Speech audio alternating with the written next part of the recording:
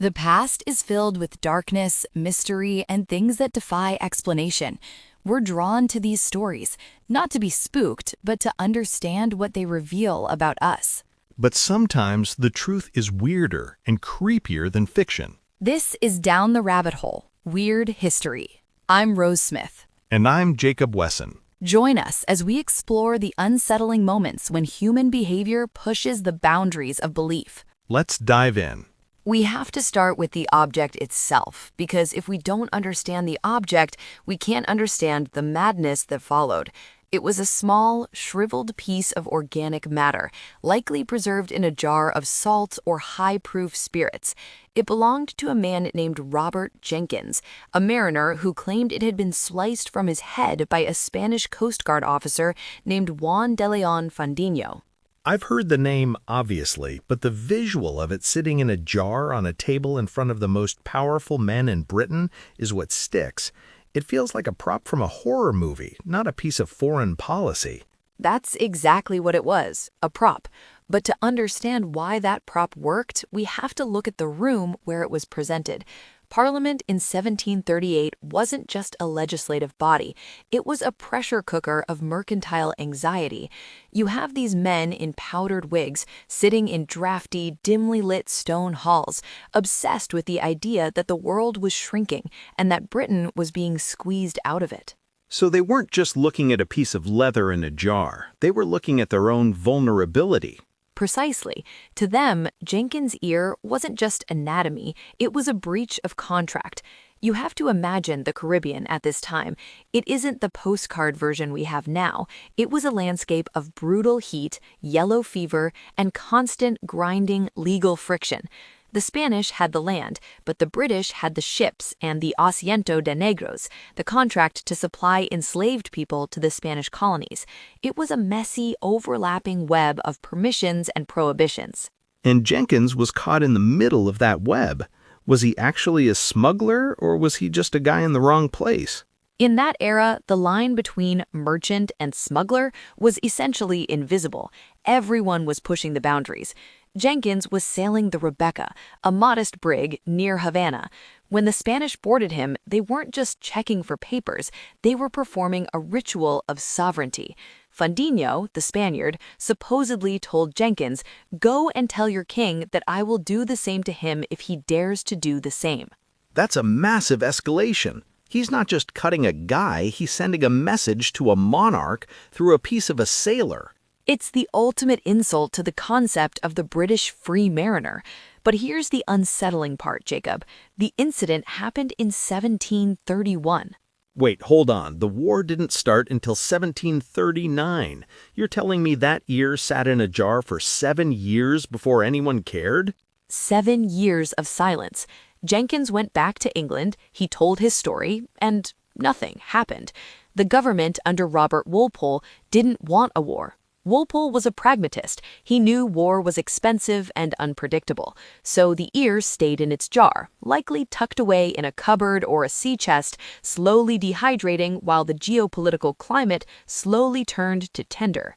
How does something go from a non-event to a national outrage after 7 years? That doesn't make sense. If I get punched in the bar today, I don't wait until 2031 to start a riot. It requires a shift in the collective psyche. By 1738, the British merchant class was feeling the weight of Spanish guardacostas searching their ships. They felt humiliated. They felt like their natural right to trade, which they viewed as a divine right, was being strangled. They needed a symbol to transform their economic frustration into moral outrage. They needed a martyr, even if that martyr was just a disgruntled captain with a missing body part. So they go back into the archives, find Jenkins and say, "Hey, remember that ear? Bring it down to the House of Commons." Exactly. And when Jenkins stands there, he doesn't talk about tonnage or trade routes or the complexities of the Asiento. He gives them a line that was perfectly calibrated for the 18th century ear. When asked how he felt during the mutilation, he supposedly said, "I committed my soul to God and my cause to my country." That's almost too perfect. It sounds scripted. It likely was. Whether he said it or not, the press, the London Evening Post and other papers, printed it as gospel. They turned a legal dispute over smuggling into a crusade for British honor. This is where the intelligent deconstruction of human behavior comes in. Humans are rarely moved to violence by a spreadsheet. We're moved by a story. And the story of the stolen ear was a narrative that even the most uneducated person in a London tavern could understand. It's the simplification of a complex system into a single visceral image. You don't need to understand the Treaty of Utrecht to be angry about a guy getting his ear hacked off. And that anger serves a purpose. It silences the skeptics. Anyone like Walpole, who argued for continued diplomacy, was suddenly labeled a coward or a traitor to the British spirit. The Patriot faction in Parliament used the ear as a bludgeon to beat down the peace party. They weren't deconstructing the why of the incident, they were magnifying the how. How dare a Spaniard touch a British subject? How dare they interfere with the flow of gold? It feels like the ear became a virus. It infected the conversation until there was no room for anything else. It's a glitch in the logic of statecraft.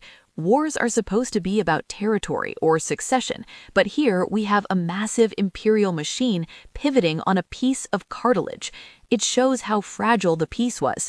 The Caribbean was already a zone of low-intensity conflict. Ships were being seized, sailors were being impressed, and the humidity was rot for the soul. The ear was just the spark that finally reached the powder. I want to go back to that room in Parliament, the physical presence of it. Did they pass the jar around? Did they look at it through the glass? Accounts vary, but the consensus is that the physical presence of Jenkins was the real shock. Seeing the man with the scar, the hole where the ear should be, it made the abstraction of Spanish aggression physical. It bridged the gap between the colonies and the capital. Suddenly, the Caribbean wasn't a world away. It was right there in the room. And once that bridge is built, you can't just tear it down. Once the public has that image in their heads, Walpole is stuck, isn't he? He was trapped. He tried to negotiate a last-minute deal, the Convention of Pardo, to settle the merchants' claims for damages. But the public didn't want a check. They wanted blood. They wanted to see the Spanish Empire humbled. The Patriots organized massive rallies. They burned effigies. They turned a minor maritime incident into a referendum on the British Empire's destiny. It's terrifying how quickly a society can decide that death is the only answer to a 7-year-old insult. Because it wasn't about the insult anymore. It was about the future. The merchants believed that if they didn't fight now, they would lose the Americas forever. They were looking at the maps of the era, vast stretches of gold and sugar, and they saw a Spanish no-entry sign. The ear gave them the permission to kick the door down.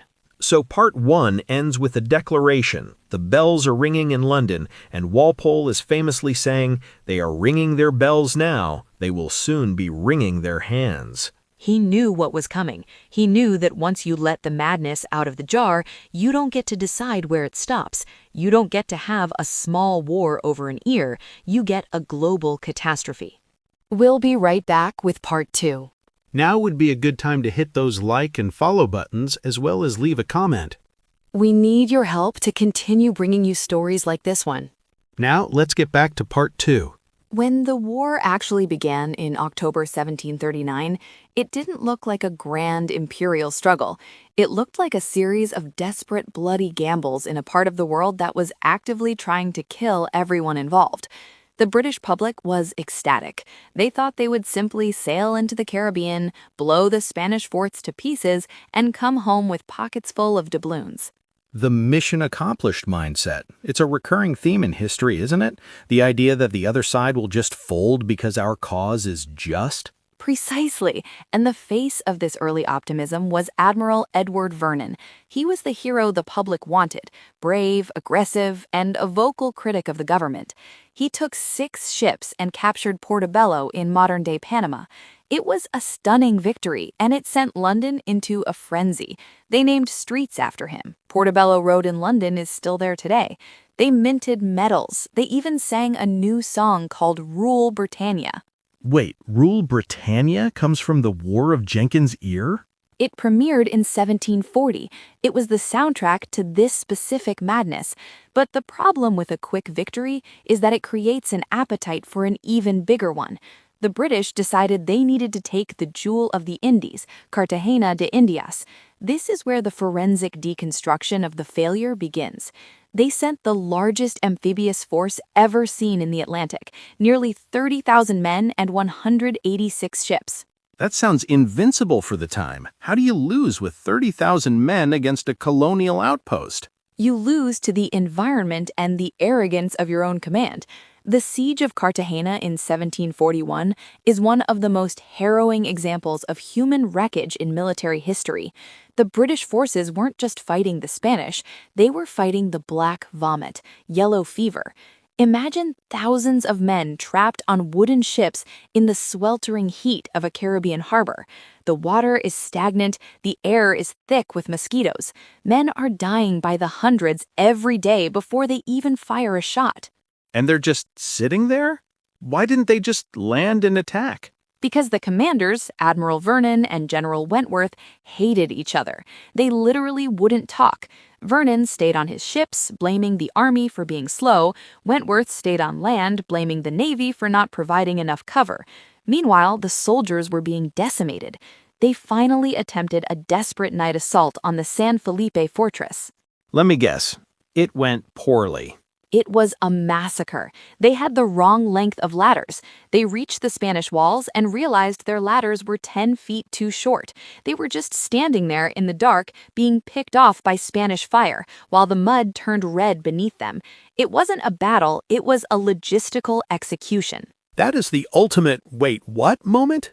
You send 30,000 men across the ocean and you don't check the height of the walls? It's the result of a disconnect between the propaganda in London and the reality on the ground.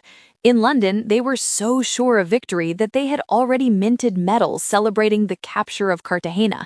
When the survivors finally limped back to Jamaica, nearly 20,000 of the 30,000 men were dead. Most of them had died of disease, their bodies thrown overboard to feed the sharks that followed the fleet. That's the human wreckage you mentioned. The cost of an ear, 20,000 lives for a shriveled piece of skin and some mercantile ego. And the madness didn't stay in the Caribbean. Because the European powers were so interconnected, this small war over trade and an ear got sucked into the War of Austrian Succession. Suddenly, Britain and Spain were fighting in the Mediterranean, in the English Channel, and in the colonial backwoods of Georgia and Florida. The glitch had spread to the entire global system. It's like a local fire that accidentally burns down the entire city because all the houses are touching. And the psychological legacy is perhaps the most unsettling part. This war proved that you could manufacture a conflict out of almost nothing if you touched the right nerves: nationalism, economic anxiety, and the fear of the other. The name War of Jenkin's Ear wasn't even used at the time. It was coined by Thomas Carlyle in the 19th century as a way to mock the absurdity of it all. But for the people living through it, it wasn't a joke. Did Jenkins ever get his due? Did he die a hero or just fade away? He actually ended up getting given command of another ship and even served as the supervisor of the East India Company's affairs in St. Helena. He lived a relatively prosperous life. The man who lost his ear survived, while the thousands who fought in his name ended up in mass graves or at the bottom of the sea. That's the ultimate irony. The catalyst thrives while the system burns. The system didn't just burn, it evolved. The failure at Cartagena led to a massive overhaul of how the British military handled disease and logistics. It taught them that the Caribbean couldn't be conquered by sheer numbers alone. But more importantly, it left a scar on the Anglo-Spanish relationship that lasted for generations. It reinforced the idea that the Americas were a zero-sum game. When you look back at it now through that forensic lens, what's the final takeaway? Is it just that we're irrational creatures? It's that we are creatures who live in stories. The story of the ear was more real to the British public than the reality of the 20,000 men dying in the mud of Cartagena. We choose the narrative that makes us feel powerful, even if that narrative is built on a glitch. The war ended in 1748 with the Treaty of Aix-la-Chapelle, and the most incredible part, the treaty basically returned everything to the way it was before the war. No major territory changed hands, the trade issues weren't really settled.